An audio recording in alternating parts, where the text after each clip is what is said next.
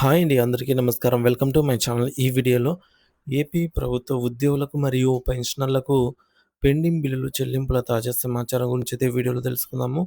Video అయితే ఎక్కడ గాని స్కిప్ చేయకుండా ఎండ్ వరకు చూసేయండి. అప్పుడే ఇన్ఫర్మేషన్ పూర్తిగా అర్థమవుతుంది. అలాగే వీడియో చూస్తున్న ప్రతి ఒక్కరు లైక్ చేయండి ఫ్రెండ్స్. ఈ వీడియోని తోటి ఉద్యోగ, పెన్షన్ మిత్రులతో అయితే షేర్ చేయండి. కొత్తగా మన ఛానల్ చూస్తున్నవారు ఇంకా ఎవరైనా సబ్స్క్రైబ్ చేసుకోకపోతే వెంటనే మన ఛానల్‌ని సబ్స్క్రైబ్ చేసుకోండి.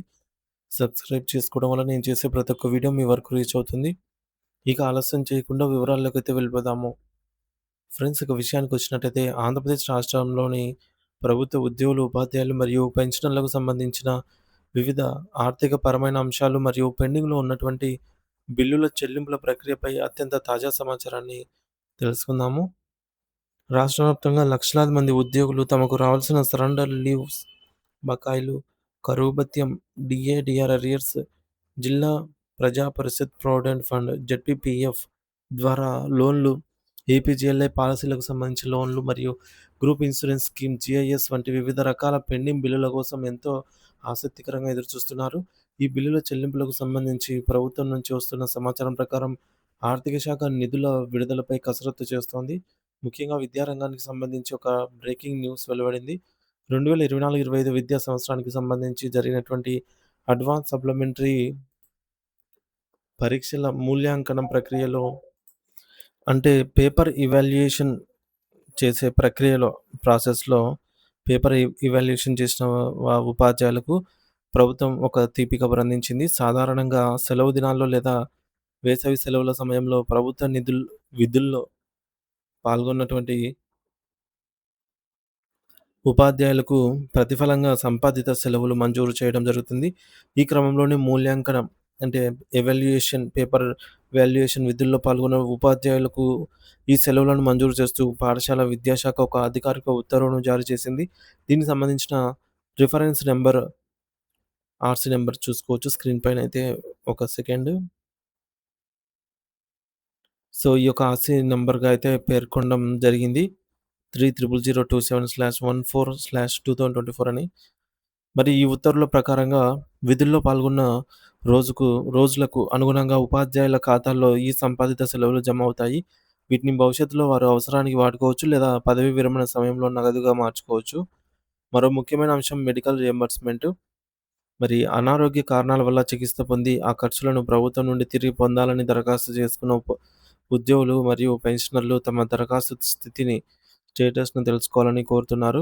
మీ దరఖాస్తు ప్రస్తుతం ఏ విభాగంలో ఉంది? ఆమోదం పొందిందా? లేదా ఏమైనా అభ్యంతరాలు వ్యక్తమయ్యాయా? అనే వివరాలను తెలుసుకోవడానికి ఈ ప్రత్యేక లింక్ అందుబాటులో ఉంది. ఈ లింక్ ద్వారా మీ యొక్క హెల్త్ కార్డ్ వివరాలు లేదా అప్లికేషన్ నంబర్ ఉపయోగించి పూర్తి సమాచారాన్ని క్షణాల్లో తెలుసుకోవచ్చు.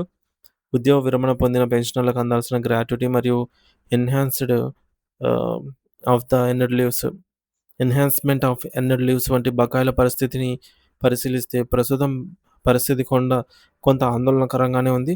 పెన్షనర్ల పెండింగ్ బకాయిలు మరియు 11వ పీఆర్‌సీకి సంబంధించిన అరియర్స్, అలాగే సరెండర్ లీవ్ బకాయిలు ప్రస్తుతం సీఎఫ్ఎంఎస్ పోర్టల్‌లో వెయిటింగ్ ఫర్ ఫండ్ క్లియరెన్స్ అనే స్టేటస్‌లో కనిపిస్తున్నాయి. దీని అర్థం ఏమిటంటే ట్రెజరీ స్థాయిలో బిల్లులన్నీ కూడా ఆమోదం పొంది సిద్ధంగా ఉన్నాయి. కానీ ప్రభుత్వం నుండి నగదు విడుదల కావాల్సి ఉంది. ప్రభుత్వం నిధుల లభ్యతను బట్టి ప్రాధాన్యత క్రమంలో ఈ నిధులను విడుదల చేస్తుంది. చాలామంది ఉద్యోగులు తమ జెడ్పీపీఎఫ్ ఖాతాలోని అమౌంట్స్‌ను ఎలా చెక్ చేసుకోవాలని ప్రశ్నిస్తున్నారు.